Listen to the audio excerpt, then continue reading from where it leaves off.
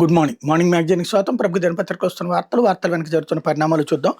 ఈనాడు చూస్తే బీజేపీ ప్రభంజనం, దళపతి సంచలనం అంటూ మమత కోటను బద్దలగొట్టిన మోడీ షాద్వయం, బెంగాల్లో భారీ మెజార్టీ సాధించిన కమలదళం, 15 ఏళ్ల తృణమూల్ అధికారానికి తెర, ద్రవిడ పార్టీలు మట్టి కరిపించిన టీవీకే, తమిళనాడులో అతిపెద్ద పార్టీగా అవతరణ, సొంత స్థానాల్లో ఓటమి పాలైన మమతా బెనర్జీ, స్టాలిన్ గెలిచి పరువు దక్కించుకున్న విజయం అన్నటువంటి వార్తని హైలైట్ చేశారు. యావత్ భారతంలో ఆసక్తి రేకెత్తించిన 5 అసెంబ్లీల ఎన్నికల ఫలితాల్లో మార్పే మంత్రమైంది. మమతా దీదీ 15 ఏళ్ల పాలనకు బ్రేకులు వేస్తూ బెంగాల్లో బీజేపీ బంపర్ హిట్ కొట్టింది. ద్రవిడ పార్టీల సుదీర్ఘ ఆధిక్యాన్ని సవాల్ చేస్తూ తమిళనాట సినీ హీరో విజయ్ ఆరంగరేటంలోనే అదరగొట్టారు. కేరళలో యూడీఎఫ్ పళ్ళీపీఠమెక్కగా కామ్రేడ్లు దేశంలో ఎక్కడా అధికారంలో లేకుండా పోయారు. అస్సాంలో కమల్నాథులు ముచ్చటగా మూడోసారి జైబేరి మోగించారు. పుదుచ్చేరిలో మళ్లీ సామాన్యుడికే పీఠం దక్కింది. అస్సాం, పుదుచ్చేరి తప్పిస్తే అంతటా ఓటర్లు మార్పునే కోరుకున్నారు. దేశవ్యాప్తంగా 4 రాష్ట్రాల్లో కేంద్రపాలిత ప్రాంతంలో జరిగిన అసెంబ్లీ ఎన్నికల్లో అనూహ్య ఫలితాలు వచ్చాయి. కీలకమైన పశ్చిమ బెంగాల్ బీజేపీ భారీ మెజార్టీతో కైవసం చేసుకుంది. 15 ఏళ్లుగా అధికారంలో ఉన్న తృణమూల్ కాంగ్రెస్ పార్టీకి భారీ షాక్ తగిలింది. తమిళనాడులో కొత్తగా పుట్టిన తమిళగ వెట్రిగా కళగం టీవీకే అనూహ్యంగా అతిపెద్ద పార్టీగా అవతరించి అధికారం దిశగా అడుగులేసింది. ఇక కేరళలో ఆనవాయితీని పునరుద్ధరిస్తూ అధికార మార్పిడి జరిగింది. యూడీఎఫ్ జైకేతనం ఎగురవేసింది. అస్సాంలో హిమంత బిశ్వా శర్మ నేతృత్వంలో ఎన్నికలకు వెళ్లిన బీజేపీ 5/4 మెజార్టీ సాధించింది. పుదుచ్చేరిలో రంగస్వామి నేతృత్వంలోని ఏఎన్ఆర్సీ అధికారం నిలబెట్టుకుంది. 2 ముఖ్యమంత్రులు స్టాలిన్, మమతా బెనర్జీ తాము పోటీ చేసిన స్థానాల్లో ఘోర పరాజయం పాలయ్యారు. ఆయా రాష్ట్రాల్లో పలువురు మంత్రులు మట్టి గరిచారు.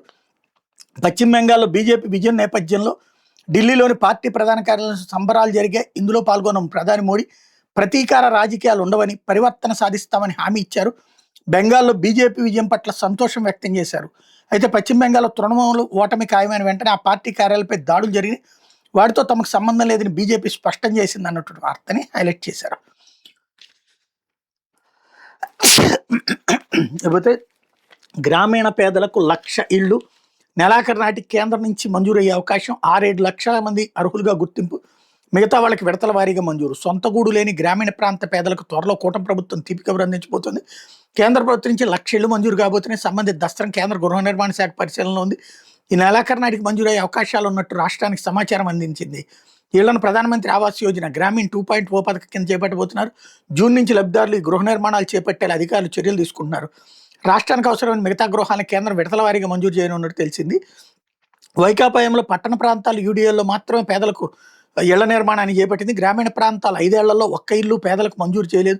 దాదాపు 4 లక్షల మంది అప్పట్లోనే సొంత ఇంటి కోసం దరఖాస్తు చేసుకున్నారు అన్నట్లు. ఎందుకు ఇలా మోసం చేస్తారో అర్థం కాదు. మరి ఇప్పుడు సెంటున్నర ఇచ్చిన స్థలాలన్నీ పల్లెటూళ్ళలో కాకపోతే పట్టణాల్లో ఇచ్చారా ఏంటి? ప్రజల్ని మోసం చేయడం అంటే మనం ఒక వార్తని బిగబట్టడం. ఇక్కడ చంద్రబాబు టైంలో 5 ఏళ్లలో ఒక్క ఇల్లు పూర్తి కాల, టిట్కో ఇళ్ళు అనేది. అది కూడా జగన్ వచ్చాక 1,00,000 ఇచ్చాడు. అట్లాగే 30 లక్షల మందికి జగన్ టైంలో ఇచ్చుకొచ్చారు. అవి 7 లక్షలు అప్పుడే కట్టారు. ఆ తర్వాత ఇంకొక 5 లక్షలు కట్టుకొచ్చినటువంటి పరిస్థితి. మన బాబు గారు వచ్చాక ఒక 2 లక్షల ఇళ్ళని పూర్తి చేసినటువంటివి ఉన్నాయి. ఎందుకు ప్రజల్ని మోసం చేయాలి? మీడియా అంటే ఇంత అబద్ధాలతోనే బ్రతకడమా? మనకి నచ్చిన వాళ్ళని గురించి లేనిది కూడా ఎక్స్ప్లాయిట్. ఇప్పుడు 6 లక్షల మంది అప్లై చేస్తే 1,00,000 వస్తుంటే ఇది గొప్ప. 30 లక్షల మందికి అప్పుడు ఇచ్చేస్తే అప్పుడు ఏమీ ఇవ్వలేదనేటటువంటి మోసం.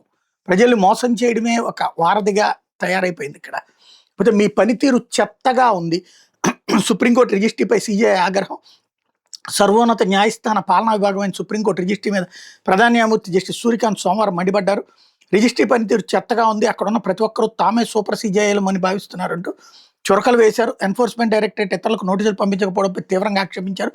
37,000 కోట్ల పెట్టుబడుల మోసానికి సంబంధించిన కేసులో నిందితురాలు Ayushi Mittal alias Ayushi Agarwal bail petition మీద విచారణ సందర్భంగా సీజీఐ వ్యాఖ్యలు చేశారు. మార్చి 23 నాటి ఉత్తర్వులో ఈడీకి ఇతరులకి ధర్మాసనం నోటీసు జారీ చేయలేదనే అభిప్రాయానికి రిజిస్ట్రీ ఎలా వచ్చిందని ప్రశ్నించారు. దీని మీద నిర్ధారణ జరిపించాల్సి ఉందన్నారు. పాలనాపరమైన లోపంపై దర్యాప్తు నిర్వహించాలని జ్యుడిషియల్ రిజిస్ట్రార్ని ఆదేశించారన్నటువంటిది హైలైట్ చేశారు. లేకపోతే కాదేది కమిషన్లకు అనర్హం, అక్రమాలకు అడ్డాగా ఏపీఎంఎస్ఐడిసి, వైకాపాతో అంటకాగిన వాళ్ళదే నేటికి పెత్తనం, వర్గపోరుతో రచ్చకెక్కుతున్న ప్రభుత్వ ప్రతిష్ట. వైద్యారోగ్య శాఖ వెన్నుముక లాంటి ఆంధ్రప్రదేశ్ వైద్య సేవలు మౌలిక వస్తువుల అభివృద్ధి సంస్థలో పాలన గాడి తప్పింది. సంస్థ పాలనా కార్యకలాపాలపై పట్టు ఉందంటూ కీలక స్థానాల్లో కొందరు ఏళ్లుగా తిష్ట వేశారు. వీళ్ళు తమ విధులను పక్కన పెట్టి కమిషన్లు దండుకునే వ్యవహారాలు సాగిస్తున్నారు. తమ మంత్రివర్గం అంటూ కొందరు తాము చైర్మన్ వర్గం అంటూ మరికొందరు అడ్డగోలు పెత్తనాలు చెలాయిస్తున్నారు. ఈ వర్గపోరును ఆసరాగా చేసుకుని ప్రభుత్వం దృష్టికి తీసుకెళ్లడానికి కొన్ని నిర్ణయాలు ఏకపక్షంగా తీసుకుంటున్నారు. రాష్ట్రంలో ప్రభుత్వ వైద్య కళాశాలలు, ఆసుపత్రులు, వైద్యారోగ్య శాఖ పరిధిలో మౌలిక సదుపాయాల కల్పనతో పాటు మందులు, సర్జికల్ సరఫరా, ఆరోగ్య పథకాల అమలుకు సామాగ్రి కొనుగోలు టెండర్లు ఏపీఎంఎస్ఐడిసి ద్వారానే పిలుస్తారు. మందుల తనిఖీలు, నాణ్యత పరీక్షలు ఇతరత్రా ఈ సంస్థే చూస్తుంది. అంతటి ప్రాధాన్యం ఉన్న సంస్థలో తీసుకుంటున్న ప్రతి నిర్ణయం వివాదాస్పదం అవుతుంది. ఇంత జరుగుతున్న ప్రక్షాళన చర్యలు, పూర్తిస్థాయి వైస్ చైర్మన్, మేనేజింగ్ డైరెక్టర్ లేకపోవడం, ఇదే అదనంగా కొందరు చక్రం తిప్పుతుండటంతో డ్రగ్స్, వైద్య పరికరాలు, సివిల్, ఫైనాన్స్ తదితర విభాగాలపై పర్యవేక్షణ కొరవడింది అన్నటువంటిది హైలైట్ చేశారు. ఇందులో చైర్మన్ జనసేన, మంత్రి ఏమో బీజేపీ, వాళ్ళిద్దరు తప్పని రాసుకొచ్చారు తప్పించి అసలు అక్కడ పనేమీ జరగకుండా చేస్తున్నారు అన్నటువంటిది పక్కెళ్ళిపోయింది. అది విశేషం. వీళ్ళ వార్తల్లో ఉండేటటువంటి నిజాయితీ అది.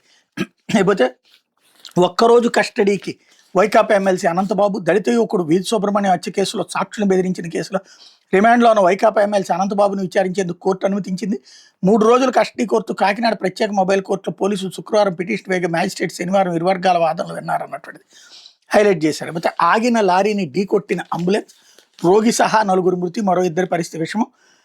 బెంగాల్ నుంచి బెంగళూరు వస్తుండగా తిరుపతి జిల్లాల ప్రమాదం అన్నటువంటి వార్తని హైలైట్ చేశారు.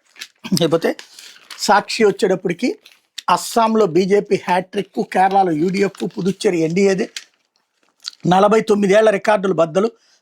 ఎంజీఆర్ తర్వాత చరిత్ర సృష్టించిన విజయ్. టీవీకే చీఫ్ దళపతి విజయ్ తమిళ రాజకీయాల్లో కొత్త చరిత్ర నెలకొల్పారు. 1970 తర్వాత ఎంజీ రామచంద్రన్ సాధించిన అద్భుతమైన విజయాన్ని మళ్ళీ ఎవరు పునరావృతం చేయలేకపోయారు. ఇప్పుడు విజయ్ దాన్ని సాధించాడు అన్నటువంటి వార్తని హైలైట్ చేశారు. అట్లాగే హేమంత సారథ్యంలో మరోసారి అధికారం కైవసం చేసుకున్న కమలదళం, కాంగ్రెస్కి ఘోర పరాభవం, గొగోయ్ పరాజయం. కేరళలో యూడీఎఫ్ 10 ఏళ్ల తర్వాత అధికారం దక్కించుకున్న కాంగ్రెస్ కూటమి 102 సీట్లలో గెలుపు, 35 సీట్లకు పరిమితమైన ఎల్డీఎఫ్. సీఎం రేసులో సతీశన్. పుదుచ్చేరి ఎన్డీఏది 30 స్థానాలకు ఎన్నికలు, అత్యధిక స్థానాలు ఎన్డీఏ కూటమి విజయకేతనం. పోటీ చేసిన 2 చోట్ల సీఎం రంగస్వామి ఘన విజయం అన్నటువంటిది హైలైట్ చేశారు. లేకపోతే విజయ్ బ్లాక్ బస్టర్ అంటూ అతిపెద్ద పార్టీగా టీవీకే, వండర్పూర్లో 107 స్థానాల్లో విజయకేతనం, చరిత్ర సృష్టించిన మరో ఎంజీఆర్గా దళపతి. పార్టీ స్థాపించిన 2 ఏళ్లలోనే ప్రభంజనం, తొలి ఎన్నికల్లోనే అధికారం కైవసం అన్నటువంటి వార్తని హైలైట్ చేశారు. పెరంబూరు, తిరుచిరాపల్లి, ట్రిచి ఈస్ట్ 2 చోట్ల భారీ ఆధిక్యంతో విజయ గెలుపు. త్రిముఖ సమరంలో మట్టి కరిచిన ద్రవిడ పార్టీలు. అధికార డీఎంకే 2వ స్థానానికి, అన్నా డీఎంకే 3వ స్థానానికి పరిమితం. డీఎంకే కూటమి 74 సీట్లు, అన్నా డీఎంకేకి 53. కొళత్తూరు నియోజకవర్గంలో సీఎం స్టాలిన్ ఓటమి అన్నటువంటిది హైలైట్ చేశారు. అయితే దీదీ కోటకి మోడీ బీటలు. బెంగాల్ టైగర్ అసెంబ్లీ ఎన్నికల్లో అఖండ విజయం. 293 స్థానాలకు గాను 206 స్థానాల కైవసం. బెంగాల్ చరిత్రలో మొట్టమొదటిసారిగా బీజేపీ సర్కార్. 1972 తర్వాత తొలిసారిగా కేంద్రంలో, రాష్ట్రంలో ఒకే పార్టీ ప్రభుత్వం. 81 స్థానాలకు పరిమితమైన తృణమూల్ కాంగ్రెస్. భవానీపూర్లో సువేందు అధికారి చేతిలో మమతా బెనర్జీ ఓటమి. కాంగ్రెస్ కేవలం 2 సీట్లు, కమ్యూనిస్టులకు 2 సీట్లు అన్నటువంటిది హైలైట్ చేశారు. అయితే బీజేపీ పంచతంత్రం, బెంగాల్లో అండగా నిలిచిన మహిళలు, మధువాలు, కమలానికే ఓటేసిన బెంగాల్ వలసదారులు అన్నటువంటిది హైలైట్ చేశారు. అయితే మార్గదర్శి కేసు ఇక్కడితో ముగించాలంటే ఆస్తులు అటాచ్ చేసి బాధితులకు పంచుతాం. రామోజీ మృతితో మార్గదర్శిపై క్రిమినల్ ప్రొసీడింగ్స్ ముగియవు. ఇది కేవలం ఒక వ్యక్తికి సంబంధించిన వ్యవహారం కాదు, ప్రజాధనానికి సంబంధించిన చట్టాల ఉల్లంఘన. ఆర్బీఐ, ఏపీ, తెలంగాణ ప్రభుత్వాలు మార్గదర్శికి నోటీసులు జారీ. కేసు మూసివేయాలని మార్గదర్శి న్యాయవాది ముకుల్ రోహిత్గి వాదనకు సుప్రీం బ్రేక్. దర్యాప్తు దశలో కేసును హైకోర్టు కొట్టివేయడంపై సుప్రీంకోర్టులో ఉండవల్లి పిటిషన్ అన్నటువంటిది హైలైట్ చేశారు. ఒక వ్యక్తి మరణించినంత మాత్రం కొనసాగుతున్న ఆర్థిక సంస్థపై నమోదైన క్రిమినల్ ప్రొసీడింగ్స్ ముగిసిపోవు. ఇది కేవలం ఒక వ్యక్తికి సంబంధించిన వ్యవహారం కాదు, ప్రజాధనానికి సంబంధించిన చట్టాల ఉల్లంఘన. కేసును ఇక్కడితో ముగించాలని మార్గదర్శి ఆస్తులను అటాచ్ చేసి ఆ మొత్తాన్ని బాధితులకు పంచుతామంటూ హైలైట్ చేశారు. లేకపోతే అప్పు చేయడంలో ఇది బాబు మార్క్. ప్రభుత్వ గ్యారంటీతో మార్కెట్ చేయనున్న అప్పు 1800 కోట్లు. 23 నెలల్లో చంద్రబాబు సర్కార్ చేసిన అప్పు 3,62,855 కోట్లు. సగటును నెలకు చేసిన అప్పు 15,776 కోట్లు. సగటును రోజుకు చేసిన అప్పు 526 కోట్లు అన్నటువంటిది హైలైట్ చేశారు. అయితే మన పవన్లో ఆ ఫైర్ ఏది? తమిళనాడు విజయ్ గెలుపుతో జనసేన శ్రేణులు అంతర్మదనం. పార్టీ పెట్టి 12 ఏళ్ళైనా ఇంకా పొత్తు తిరుగుడు పువ్వు మాదిరే రాజకీయం ఎందుకు? ఒంటరిగా పోటీ చేసే ధైర్యం లేకపోవడం వల్లే రాజకీయంగా ఎదగలేకపోతున్నామని ఆవేదన. సొంతంగా ఎదగడానికి ప్రయత్నించకుండా మరో 15 ఏళ్ళు పొత్తులే అంటూ పవన్ ప్రకటనలు ఎందుకు? టీడీపీకి ఊడిగం చేయాల్సిన దౌర్భాగ్యం తమకెందుకని జనసేన శ్రేణుల్లో ఆవేదన అన్నటువంటిది హైలైట్ చేశారు. లేకపోతే జగనే నయం, రైతుల్ని ఆదుకున్నారు అంటూ ప్రజా ఫిర్యాదుల పరిష్కార వేదికలో జనసేన కార్యకర్త, అధికారుల తీరు నిరసనగా బయటికి పంపేసిన పోలీసులు అన్నటువంటిది హైలైట్ చేశారు. కాకపోతే ఆంధ్రజ్యోతి మమత కంచుకోటలో కమలం, తమిళ జననాయగన్ విజయం అంటూ అసెంబ్లీ ఎన్నికల్లో 2 పెను సంచలనాలు. జంజీ యువత మహిళలు రచించిన విజయాలు. తమిళనాడు అతిపెద్ద పార్టీగా విజయ్ టీవీకే, డీఎంకేకి పరాభవం, అన్నా డీఎంకేకి 3వ స్థానం. ద్రవిడ సిద్ధాంతం స్థానంలో ప్రజాకర్షక మంత్రం. బెంగాల్లో మమతా బెనర్జీని చిత్తు చేసిన బీజేపీ, హిందూ ఏకత, ముస్లింల్లో చీలిక వ్యూహం సక్సెస్. దక్షిణ బెంగాల్లో కొన్ని చోట్ల బీజేపీకి ముస్లింల మద్దతు. ఉచిత వరాలతో కమలానికి ఓటెత్తిన మహిళలు. ఎమ్మెల్యే సీట్లోనూ స్టాలిన్ మమతా పరాజయం. 100 చోట్ల ఓట్ చోరీ, ఇది అనైతిక విజయం దీది. కేరళలో ఎల్డీఎఫ్కు దెబ్బ, యూడీఎఫ్ది గెలుపు. అస్సోంలో హిమంత బిశ్వా శర్మ హ్యాట్రిక్. పుదుచ్చేరిలో మళ్ళీ ఎన్డీఏది అధికారం. 3 ప్రధాన రాష్ట్రాల అధికార పార్టీల ఓటమి అన్నటువంటిది హైలైట్ చేశారు. కాకపోతే ఆ, పరాజయ బాధితులు, విజయ సారథులు అంటూ సినిమాల్లో ఆయన మాస్టర్ అభిమానులకు ఖుషి చేశారు. తన నటనతో అదిరింది గురు అనిపించుకున్నారు. రాజకీయాల్లో అడుగు పెడుతున్న విజిల్ వేశారు. ఆరంగరేటంతోనే ద్రవిడ పార్టీని మట్టి కరిపించి బీస్ట్ అనిపించుకున్నారు. అభిమానులకే కాదు తమిళ ప్రజలకు జననాయకంగా మారారు.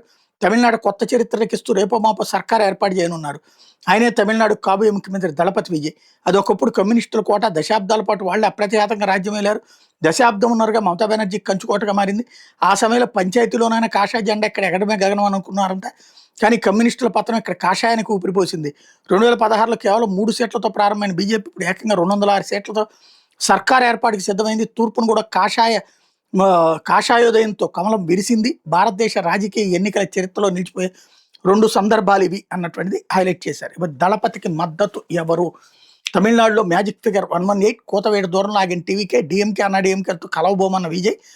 కాంగ్రెస్, సిపిఐ, సిపిఎం, డిఎండికే మద్దతు కోసం చర్చలు, నేడు స్పష్టత. విజయ్ త్రిషాలకు సినీ ప్రముఖుల అభినందనల విలువ. తన పుట్టినరోజు సందర్భంగా తిరుమల వచ్చిన త్రిష తర్వాత ఆమె విజయ్ ఇంటికి వెళ్ళి అభినందించారన్నటువంటిది హైలైట్ చేశారు. With fighter jets made in AP.